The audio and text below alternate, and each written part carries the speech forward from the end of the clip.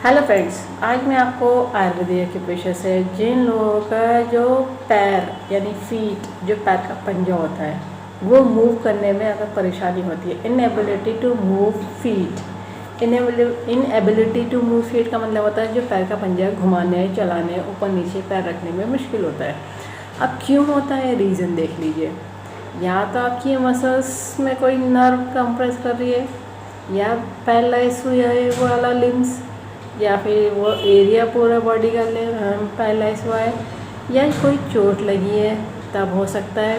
नहीं तो आपके लंबर 4 और लंबर 5 और सैक्रल 1 इसमें अगर कुछ प्रॉब्लम आई है, और उसमें प्रॉब्लम किस तरह की हो सकती है, या तो स्पॉन्डिलाइटिस हो सकता है, लंबर स्पॉन्डिलाइटिस, या लंबर लंबराइजेशन हो सकता है, सैक्रलाइजेशन हो सकता है, डिस्क बल्जिंग हो सकती है, या डिस्क हेरिनेशन हो सकता है, या फिर डिस्कल डिसलोकेशन हो सकता है, या डिजेनरेटिव केसेस भी हो सकता है। ठीक है, उस केस में भी अगर नर्व में उस जगह के लंबर के स्पाइन में या सैक्रल के रीजन में अगर कोई प्रॉब्लम आ जाएगी तो पैर का जो पंजा ऐसे रखने वाला होता है वो आपका ऐसे नहीं चल पाता है, क्योंकि वो जो यहाँ से एंकल वाला एरिया होता है जहाँ से उठाने वाला होता है वो नर्व वहाँ की वीक हो जाती है। तो कुछ लोग वहाँ पे एक बैंड जैसा पहनते हैं, वो अब आजकल नए आने लग गए हैं कि वो पैर के जो ऊपर के पास को बांध, थाई के पास, मतलब वो काफ के पास बांधे जाते हैं, जो ऊपर की पिंडलियाँ होती हैं, और नीचे के पंजे भी बांधे जाते हैं ताकि वो उसकी इलास्टिसिटी से पैर उठाने बैठाने में ईजी हो सके। वैसे तो लोग इसकी एक्सरसाइज करते हैं, तो ये एक्सरसाइज से नहीं ठीक हो पाते हैं। कुछ लोगों के इसमें ऑपरेशन भी होता है तब भी सक्सेसफुल नहीं हो पाता है। अब रीज़न क्या है? रीज़न तो कहीं आपकी मसल्स वीक हो सकती है, नर्व कंप्रेशन हो सकता है, या फिर आपके लंबर एरिया या सैक्रल एरिया में प्रॉब्लम है, या कहीं इंजरी हुई है, या आपके कहीं ऑस्टियोफाइट्स तो नहीं है, क्योंकि कभी कभी ऑस्टियोफाइट्स होने की वजह से भी, जो जिसको हड्डी बर्नर बोल लेते हैं डॉक्टर लोग, उस केस में भी आपके पैर का पंजा जो है सही से नहीं चल पाता। ठीक है, या हो सकता है कहीं आपने जूते का जो होता है सही ना पहना हो और सही शेप में ना पहना हो, क्योंकि आज के टाइम में लोग ध्यान नहीं देते हैं। आज के टाइम में क्या है, जो वैसे होते हैं जो जूतों का सही शेप नहीं पैर में बैठते हैं तब भी वो लेके पहन लेते हैं। अगर ज़रूरत से ज़्यादा टाइट होगा तब भी ये प्रॉब्लम आ जाती है ज़रूर, और अगर पैर के इसमें नहीं एडजस्ट होगा तब भी प्रॉब्लम आ जाती है। या फिर बाई चांस ऐसा होता है कि कहीं जा रहे थे, जाते में पैर गड्ढे में पड़ा तो मोच आ गई, पैर मुड़ा, स्प्रेन जिसको बोलते हैं, उस केस में भी ऐसा हो जाता है। या मोच आ जाने से भी हो सकता है, या स्टिफनेस की वजह से भी हो सकता है। देखिए, रीज़न बहुत सारे हो सकते हैं। अगर रीज़न पता है तो ठीक है, उसके हिसाब से तो पॉइंट और अलग से ऐड ऑन करे जाएंगे, और नहीं तो आपकी ये प्रॉब्लम को सॉल्व करने के लिए आपको मैं एक सिंगल पॉइंट ट्रीटमेंट बताने जा रही हूँ, ताकि आपकी जो पैर की मूवमेंट है थोड़ा इजी हो सके, यानी जो एंकल के एरिया का है वहाँ पे मूवमेंट फ्लेक्सिबल बन सके। तो उसको फ्लेक्सिबिलिटी बनाने के लिए मैं पॉइंट बताने जा रही हूँ। तो देखिए, अब लगाने के लिए ज़रूरत होगी डॉक्टर टेप की, पेपर टेप की, किसी मेडिकल या सर्जिकल की शॉप से ले लीजिएगा। हाफ इंची का टेप है, स्किन फैले टेप है, कोई ऐसा टेप नहीं इसके लिए, इस बात का ध्यान रखिएगा।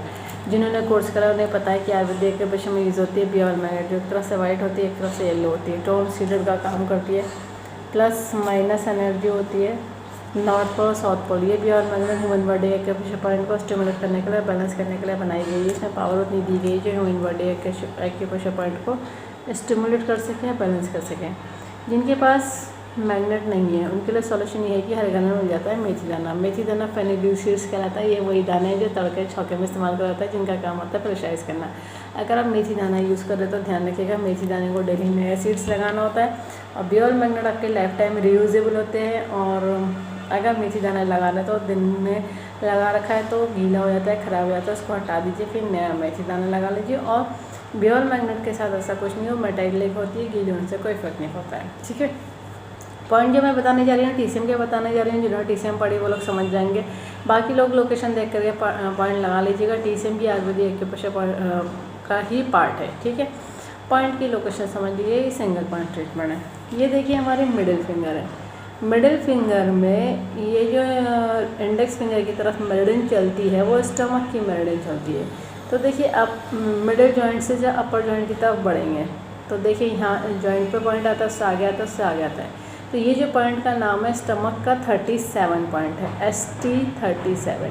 अगर आपको स्टमक रिलेटेड कोई प्रॉब्लम है तब भी आपके पैर के पंजे में परेशानी आ जाएगी, या फिर यूरिक एसिड बढ़ सकता है। ठीक है, अगर आपके मूवमेंट की परेशानी आ गई है तो इसको ठीक करने के लिए, या सुन पड़ गया है, वो फुट ड्रॉप भी कहलाते हैं, तो आपको इस पॉइंट को करना होगा टोन। टोन करने का तरीका ये रहेगा कि बियोल मैग्नेट पेपर टिप में से वाइट ही दिखना चाहिए और जो स्किन पर टच होना है वो येलो टच होना है। तो देखिए मैं एक पॉइंट आपको अप्लाई करके दिखा दे रही हूँ।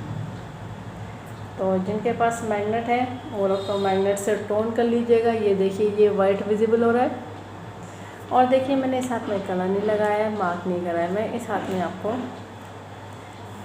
मेथी दाने से अप्लाई करके दिखा रही हूँ। तो जिनके पास मैग्नेट है वो मैग्नेट लगा लीजिए, जिनके पास मेथी दाना है वो मेथी दाना लगा लीजिए, ठीक है। और जब मैग्नेट का अरेंजमेंट हो जाएगा तो मैग्नेट लगा लीजिएगा। ये देखिए मेथी दाना जब लगाते हैं तो एक एक पॉइंट को 5 बार प्रेशराइज करके छोड़ देते हैं। जब भी टाइम मिले तो मेथी दाने वाले को प्रेशराइज करा जाता है, बियोल मैग्नेट को प्रेशराइज बिल्कुल नहीं करा जाता है। इस बात का ध्यान रखिएगा। 10 से 12 घंटे लगा के रखिए, डेली लगाइए।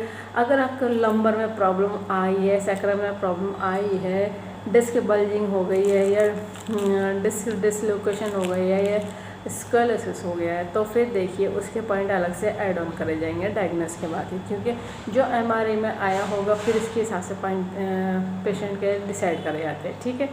या फिर एक्सरे में आया होगा तो, और बाई चांस फ्रैक्चर हो गया, इंजरी हो गई, तो उसके पॉइंट अलग से ऐड ऑन करे जाएंगे। ये उस मोमेंट में हेल्प तो कर देगा, मगर पूरी तरीके से ठीक होने के लिए जो मेन कॉज है, रूट कॉज है, उसका ट्रीटमेंट होना बहुत ज़रूरी है। इस वीडियो को ज़्यादा से ज़्यादा शेयर करिए, सब्सक्राइब करिए, लाइक करिए, ताकि लोगों को पता चल जाए हृदय के पीछे सभी तरह की डिजीज़ का ट्रीटमेंट हो जाता है, क्योर हो जाती है, और दोबारा रिपीट नहीं होती। बस आपकी लाइफस्टाइल को मेंटेन रखना होता है। इस वीडियो को एंड तक देखने के लिए thank you very much. See you next time.